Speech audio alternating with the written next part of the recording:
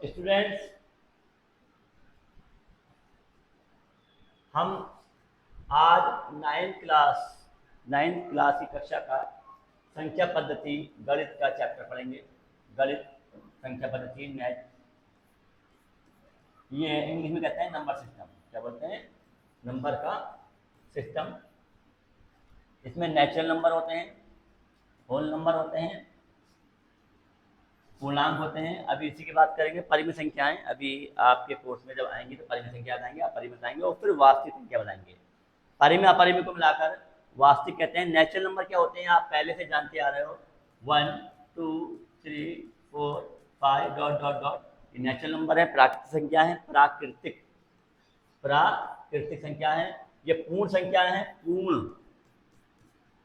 0 से स्टार्ट होते हैं, 0 1 2 3 4 डॉट डॉट डॉट। तो इसमें 0 और मिला दिया तो नेचुरल नंबर से 0 स्टार्ट हो गया।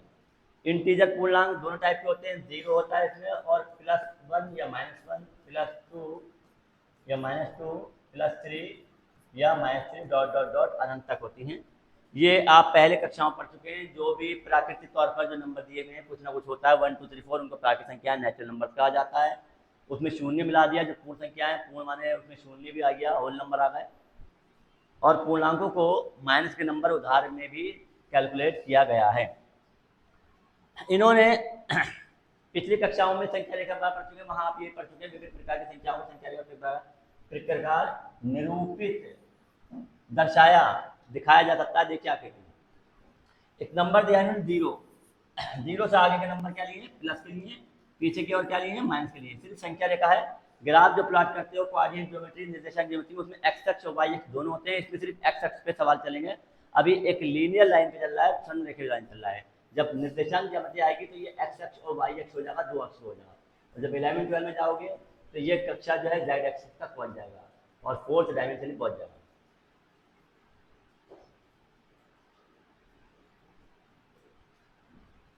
ये इन्होंने एग्जाम्पल दिया है कि 0 के आगे, लेकिन 0 1 के बीच में भी नंबर दिए हैं। देखो तो ध्यान से ये नंबर है। ये नंबर क्या है? कल्पना कीजिए आप शून्य से चलना प्रारंभ करते हैं उस रेखा पर धनात्मक दिशा में, प्लस दिशा में, आगे की ओर प्लस दिशा में चलते जा रहे हैं। जहां तक आप देख सकते हैं वहां तक आपको संख्याएं ही दिखाई पड़ेंगी। बिल्कुल सही है, इनकी संख्याओं कोई लिमिट नहीं है। इसी तरह आप नीचे करते जा रहे हैं तब भी संख्याएं दिखाई देती जाएंगी। तो ये कहानी यही है। अब मान लीजिए कि आप संख्या रेखा पर चलना प्रारंभ करते हैं, कुछ संख्याओं को एक्सेस करते जा रहे हैं। संख्याओं को रखने के लिए थैला तैयार करिए।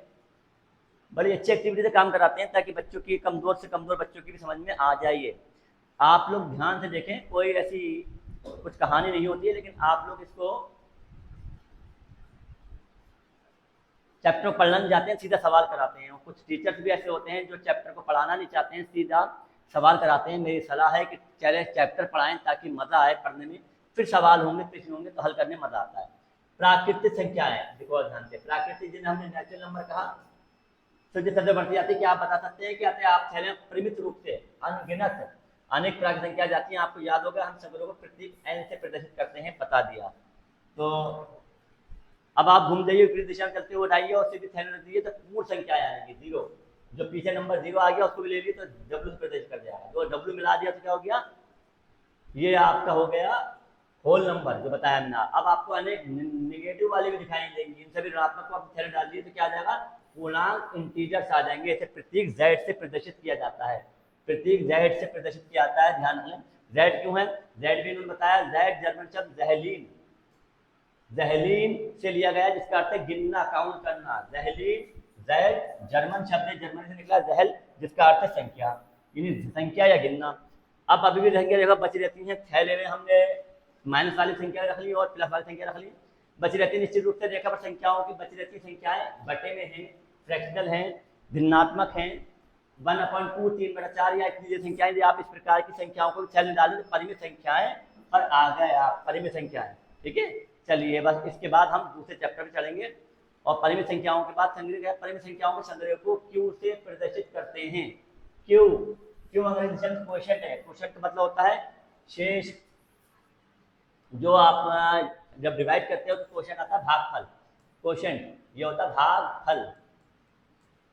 ठीक है, भागफल का मतलब है क्यू से प्रत्यय करते हैं। क्वोशिएंट आपको याद होगा परिसंख्या परिभाषा इस प्रकार दी जाती है। परिमेय संख्याओं की परिभाषा को हम अगले चैप्टर में पढ़ेंगे, पहले यहाँ पर क्लियर कर लें। संग्रह इकट्ठा कर लिया, आप थ्योरी डालते आ रहे हैं। संग्रह को क्यू से प्रकट किया जाता है। अंग्रेजी शब्द रैशनल की व्युत्पत्ति, रैशनल माने होता है भाग में जो होते हैं ऊपर नीचे होते हैं न्यूमरेटर और न्यूमरेटर, उन्हें रेशियो शब्द कहते हैं। रैशनल या रेशियो, रेशियो माने अनुपात होता है हिंदी में, और अनुपात में एक दूसरे को कंपेयर करते हैं, ऊपर नीचे रखते हैं, डिवाइड करते हैं, तो वो रैशनल होता है। और अंग्रेजी शब्द क्यू क्वोशिएंट से लिया गया है। परिमेय संख्याओं की परिभाषा को यही रोक रहे हैं, अगले वीडियो बनाएंगे। परिमेय संख्या की परिभाषा बहुत इंपॉर्टेंट है, 9th और 10th के लिए सवाल करेंगे। धन्यवाद।